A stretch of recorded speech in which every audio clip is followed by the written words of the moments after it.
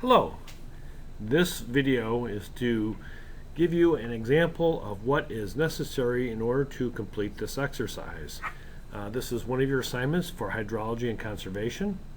This is on the wet detention pond.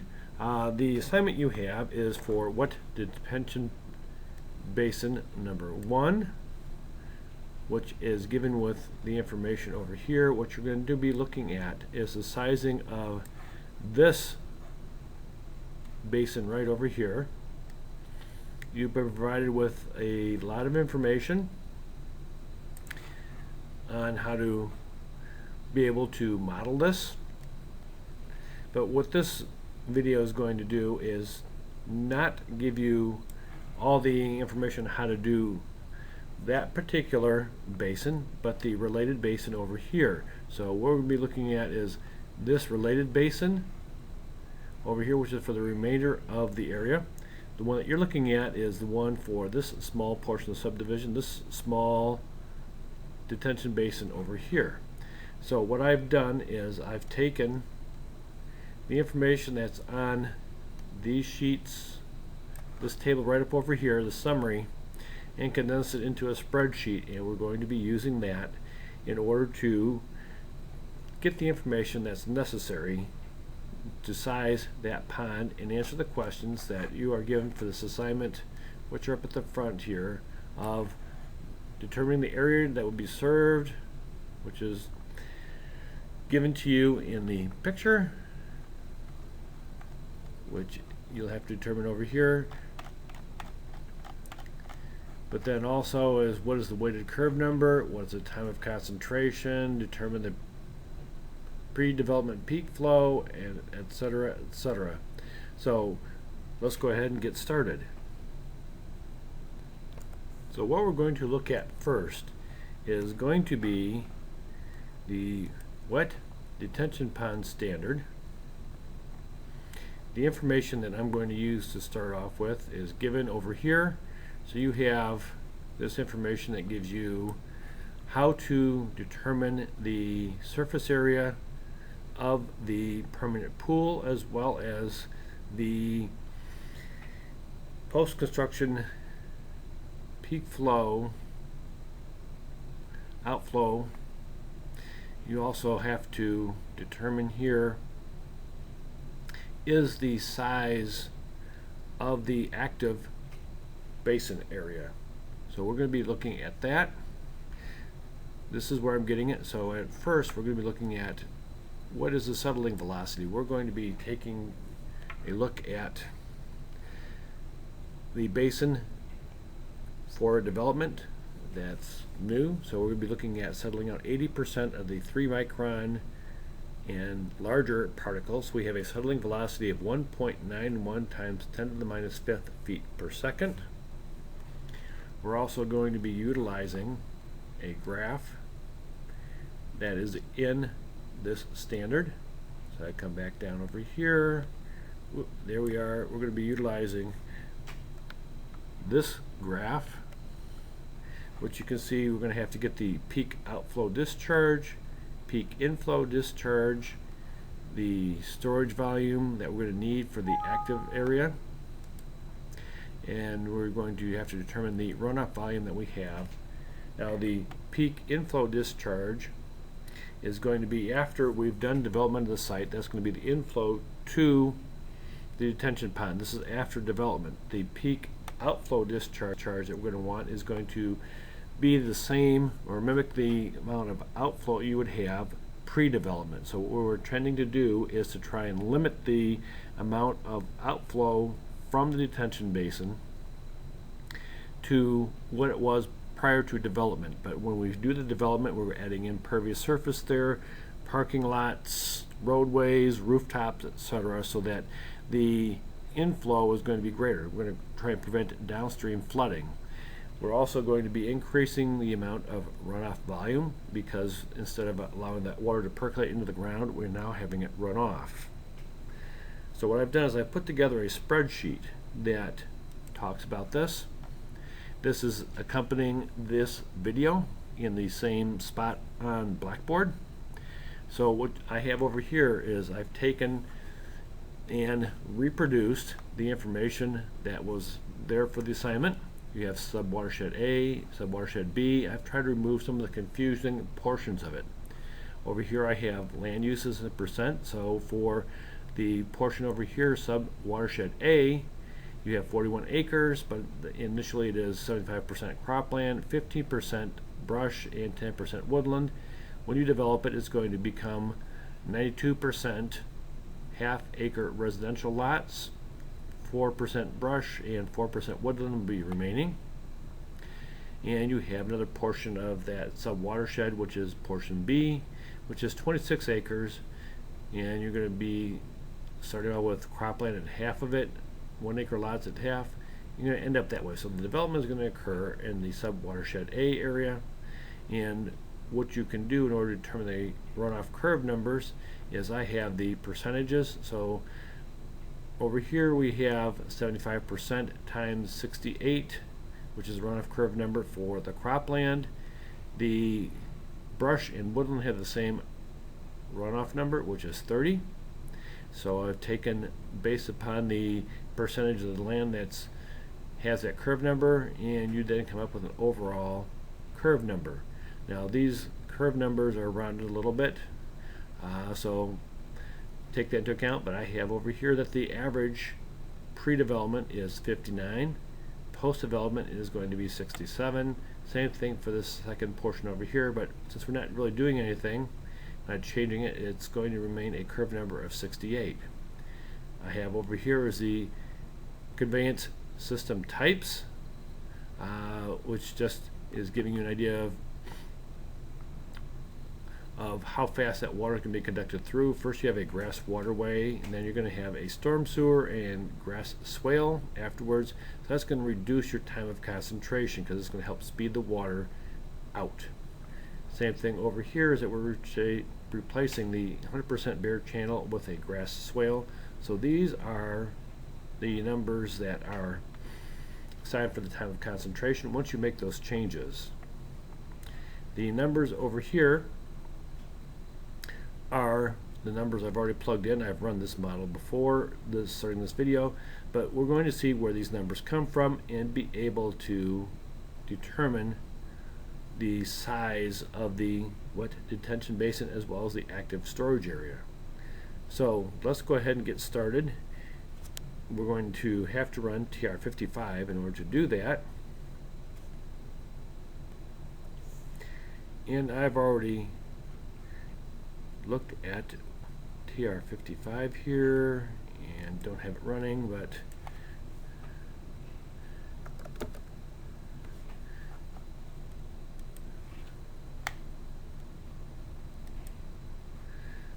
so here I am starting when TR55, and what I'm going to be doing is I'm going to take the input data for when TR55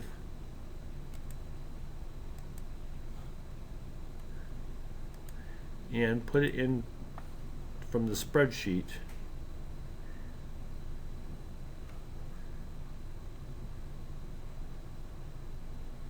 and apparently that's disappeared on me, so I'm going to start. Let's see, here we go.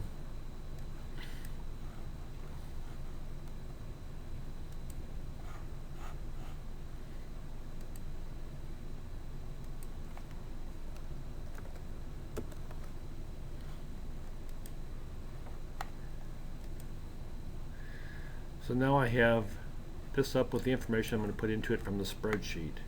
So in order to start this,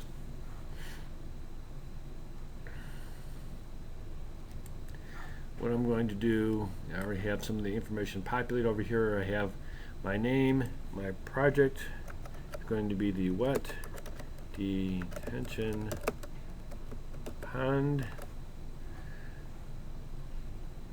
and this is going to be my sample. Again, this is showing you a related but a little bit different area that we're using for sizing the wet detention pond. You're going to size the smaller area that's detailed in the instructions. I'm using the one that has the 41 acre and the 26 acre lot that's set aside. That's detailed in the spreadsheet here, as well as the information that you were given for the exercise. So first off, right over here is that my sub area, since it's in the town of Lisbon, I'm going to name my sub area as Lisbon. My sub area description is going to be my sample. What I'm going to look at is I want to look at all what comes out the outlet. So now I have that information.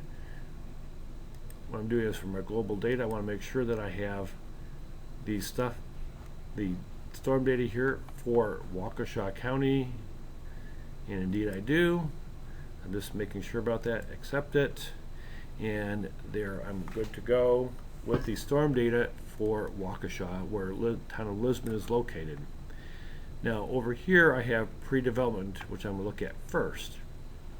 So my project data, I'm going to look at the land use, and my land use is going to be, I have cropland. So my cropland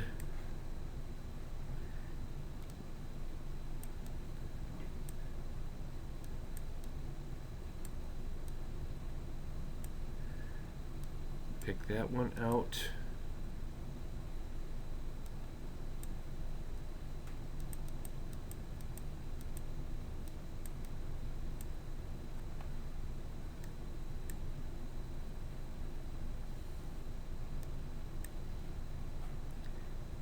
And that's right up over here, the one that I'm using. I'm using it in poor condition. I have a curve number of 68. I have 75% of my cropland, sorry, 75% of my area of the 41 acres is cropland, so that is going to be 30.75. So I've entered that in. The remainder of it is going to be, I have woodlands, that's 10% of it, or I get down to woodlands,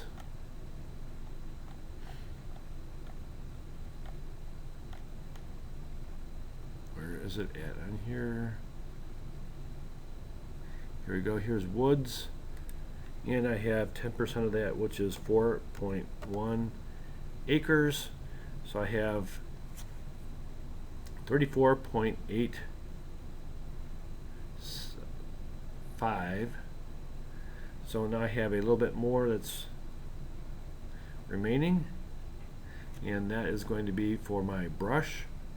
So my brush over here is in good condition. I'm going to call it, I have 34.85. I need to make it up to 41. So that's going to be 6.15 acres. And you see now I have a total sub area of 41 acres, a curve number of 59, which agrees with this over here. So I'm going to accept that. I'm just going to check it. I need to get the time of concentration, but rather than going over here and specifying the sheet flow and concentrated, what I was just going to do is I already have been provided with my time of concentration. I'm going to enter that number in straight off. I have 1.1 hours, and now I can go ahead and run WinTR55. Oops, it hasn't. Here we go. Now I want to get a 1 year, because the DNR standard 1001 says that you're going to be sizing this based upon a 1 year 24-hour peak flow from the storm. So I'm going to be running that. And here I have my result. So 0.64, I had 0.64 as my peak flow. That's cubic feet per second. Now what I need over here, or desire at some point in here, is also to get the volume. So what I'm going to do is I'm going to get the volume right now, and I'm going to get it off of a WinTR20 report, get the printed page. Now on this, right over here, it says runoff amount in inches, so I have 0.105 that runs off of that 41 acres. So what I've done over here is I have taken this equation. I got 0.105 inches that runs off, divided by 12 to give me a fraction of a foot. And over here I should have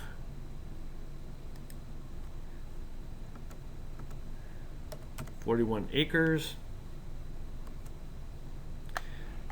So I have 41 acres and 43,560 square feet per acre, which gives me my total volume that's going to run off from this storm at being 15,627 cubic feet.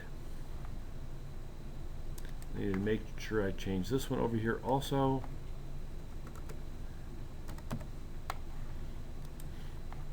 Next, we're going to be verifying for the post-development, where we're going to come up with the peak flow in cubic feet per second, as well as finding the volume. So I'm just going to be verifying this number. I've already had this sheet populated for you on the assignments tab when you pull up that spreadsheet. So if I come back over here to my WinTR55, what I'm going to be doing now is I'm going to be changing this. So at this point, I'm going to go back in and I'm going to be changing my area.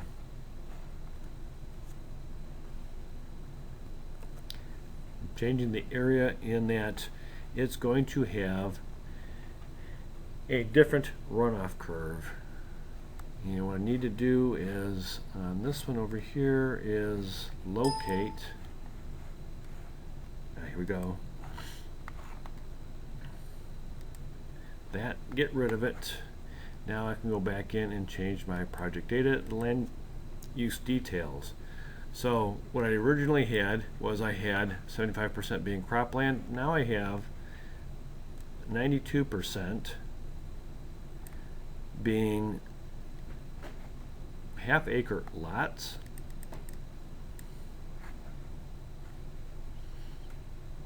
So after you develop them, the soil, since you have some backfill there, it does change the characteristics a little bit. We're going to be looking at now hydrological soil group B, and I now have where I'm going to be putting in that I have 92% that is going to be half-acre lots. So 92% is 37.7 acres. And what I need to do also now is come over here. The remainder of this is going to be the brush and woodlands.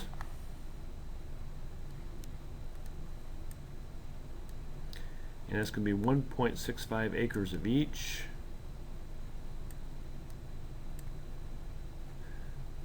So I get rid of this. Oops, this is going to be 1.65 and 1.65. Now I haven't done any backfilling here. All I've done is I've taken some of these areas that were brush and woods. So the remaining brush and woods had the same hydrological soil group. I have not backfilled them, put anything in there in order to, or compacted the soil to put up the buildings. So these remain hydrological soil group A. So by the time I'm done, I have 41 acres. I have a weighted curve number of 67, which agrees with this one over here. Now I'm going to accept those. I can now come back over here. I have, by changing this, because I now have grass swales and storm sewers, my time of concentration is now lower than the 1.1 hours. It's 0.97. I put that in. I can now run this. Again, it's for the 1 year, 24-hour storm. And where did my results go?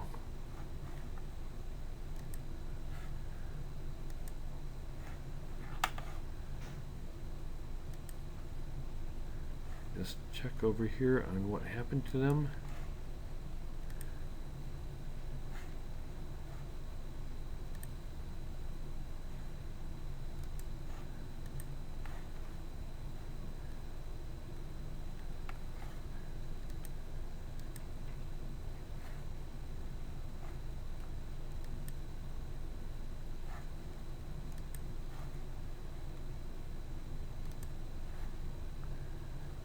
should have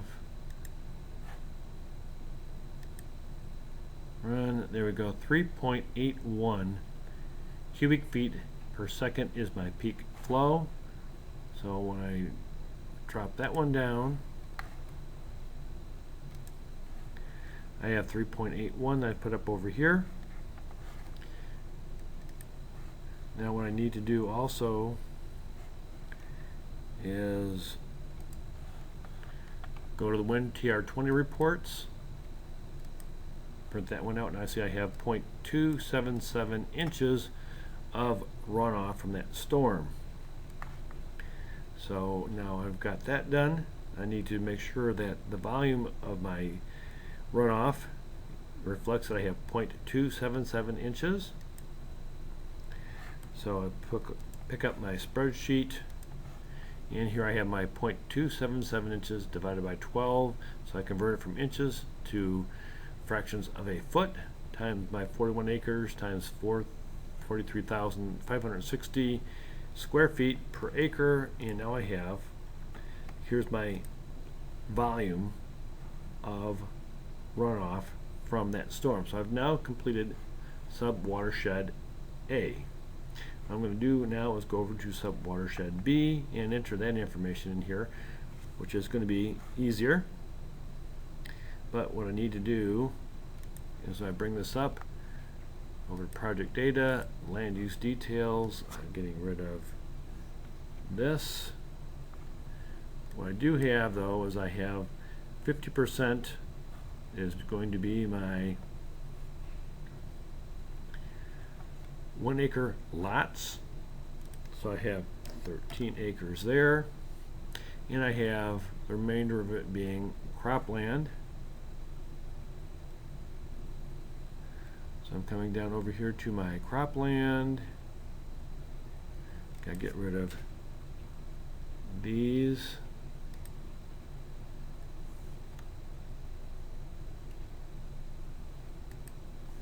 So I have 13 acres over here. So when I'm all done, I have 26 total acres with a curve number of 68, which agrees with that.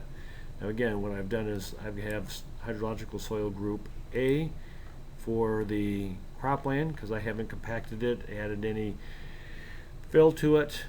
When I have compacted it and have fill for the 1 acre lots, I've now changed this to hydrological soil group B. So I'm going to accept that. I have a curve number 68, which is correct. And what I need to do now is I need to reflect that I have 0.74 hours for my time of concentration. So I delete that, enter in 0.74, and I can now run that. I have 3.37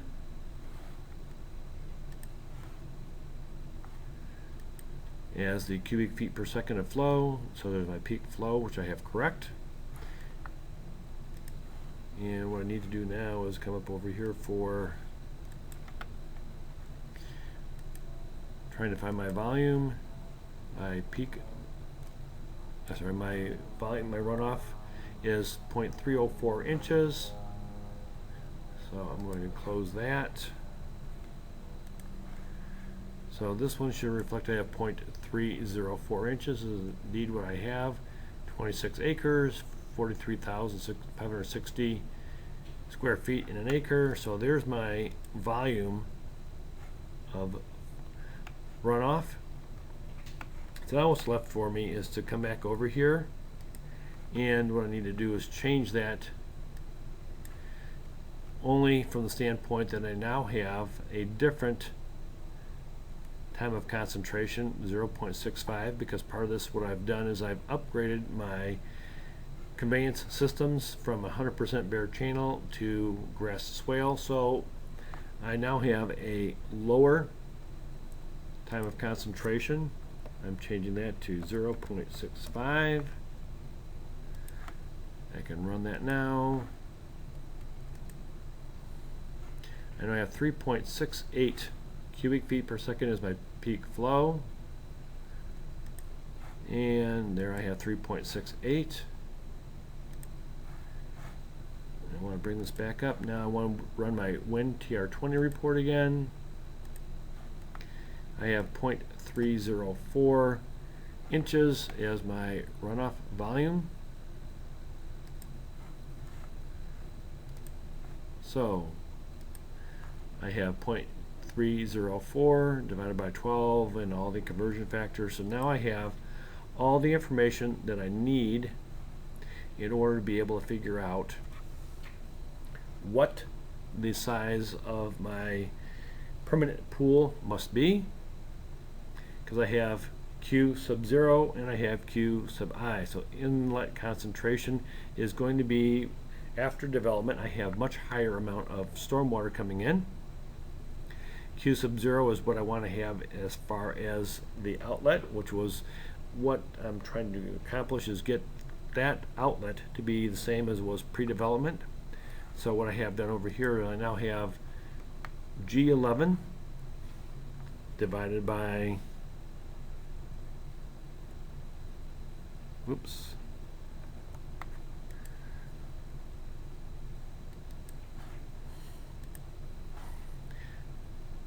what I have is G11, which is my post-development flow, as the bottom portion of the fraction. My top portion is 4.01, which is my pre-development. So I'm dividing pre-development by post-development, getting that fraction, and I have 0.504. So what I need then is that I come back to my technical standard 1001. I need to now be able to figure out, well, what is the area that I need for my permanent pool. So if I come back to that,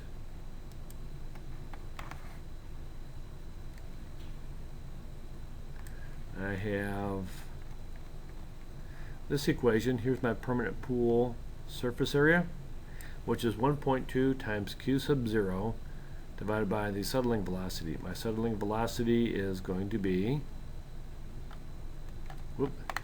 1.91 times 10 to the minus fifth. So let me go back in here, and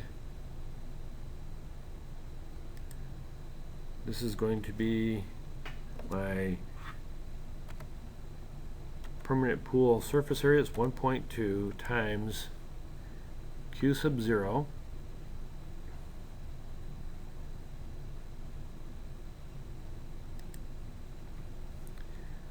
divided by 1.91 times 10 to the negative fifth.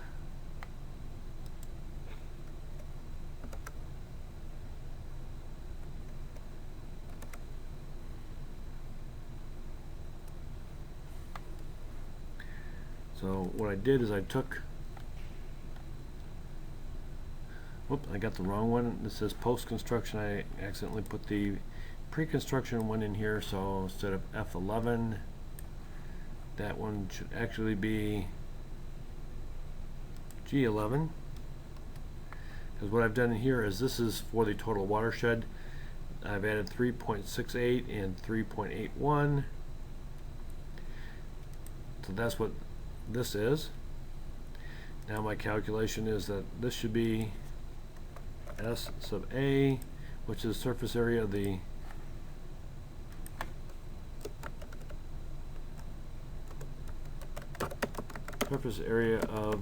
the permanent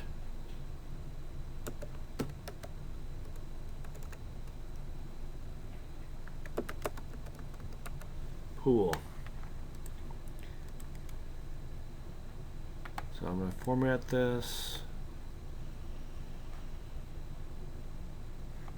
I want it to be a number. No decimal point.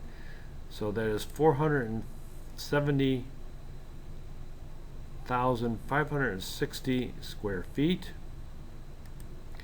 So I'm going to do is divide that by 43,560 and look at it in acres.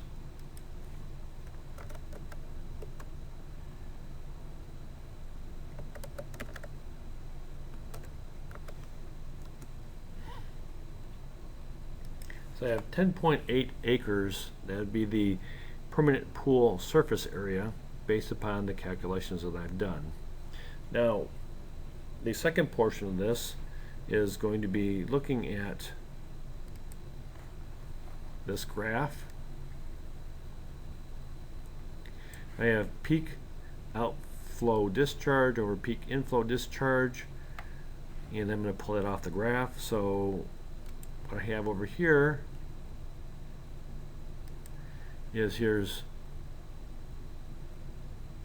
from that graph is the number I pulled off, but what I need to do is start off at looking at 0.54 is my fraction for that. So if I come over here as 0.54, come up here till I encounter the line, come over, and I'm at 0.26. So when I've read off the graph, this is what number I got from the graph is 0.26. And let's see here, I want to get that one as being a number. So now what I want to do is, what is the volume of the active portion of the pond? So what I have is V sub S over V sub R. I'll go back and show you on the graph here. So I have the runoff volume, which I've got. Now I need the storage volume. So the storage volume that I need, which is the active pool volume, is going to be 0.26 times my runoff volume. My runoff volume that I had before is 69,917. So when I come over here and I multiply these two numbers together, which is going to be the 0.26 times the runoff volume that I have post-development, I find out that I need to have 18,179 cubic feet. So this is the active storage volume in cubic feet.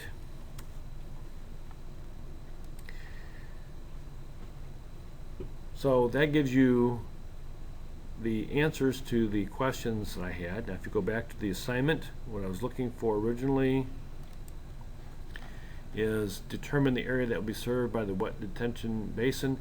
You're going to have to determine that for the homework problem. I started off with making the assumption that I was using it for these portions of this development that were already done, 41 acres and a 26. Second portion of it was, what is the weighted curve number? And you could do that based upon the fraction that is for the different curve numbers. So I have over here is 75% is cropland, 15% is brush, 10% woodland. So I'm doing that and coming up with my overall curve number.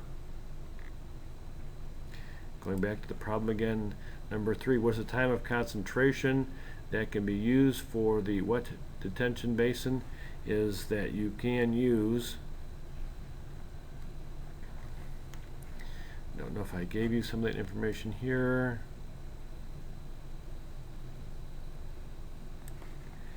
But what you can do on these, if you want to determine it, is you can have sheet flow of 100 feet. Your grade is going to be like 3% over here. Your Manning's coefficient would be for as the grass waterway. Your concentrated flow would be that approximately. There's your slope again. This is going to be unpaved, and you could use like 0.369, or you can use a number somewhat like this, but the best way to do it would be to make some assumptions,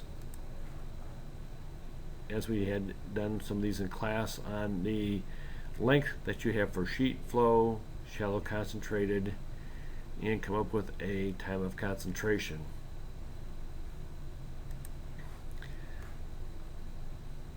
So the next item that you'd want to come up with, here we go, is determine the pre-development peak flow, which we went through how to determine that.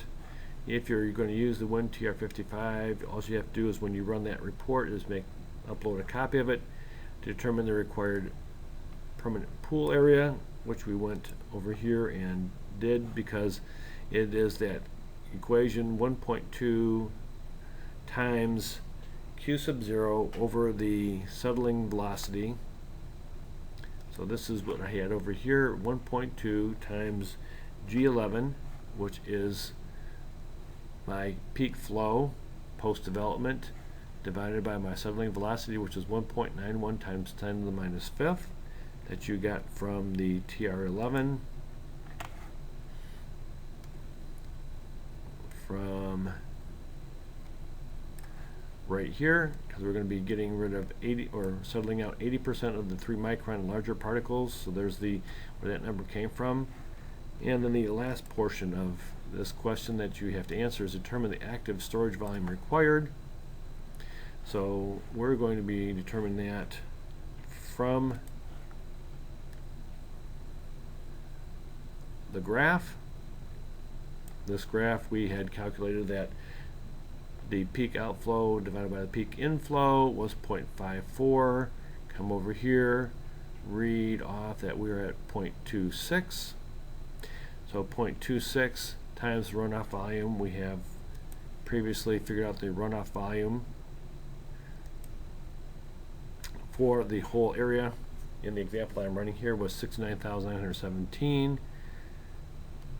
So when I did that multiplication, here's what I came up with is the 0.26 times that 69,917, which comes up to be that I need to have 18,179 cubic feet of water stored in the active pond. Now you have a permanent pool, which is about 5 foot deep. It has this amount of surface area. Then you have this additional volume for the active storage, which is going to be raising and lowering as you have rainfall. So hopefully this answers all the questions you might have on how to complete that homework assignment.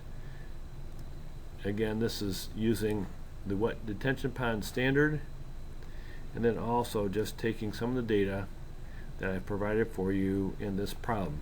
And again, the problem that I just worked is to look at how do you size this detention pond over here. Your assignment is to look at and give me the same type of data for this smaller one over here. You're going to be starting out with a surface area for this little portion of the subdivision and then sizing this smaller detention pond over here. Hope that helps. Good luck on the assignment.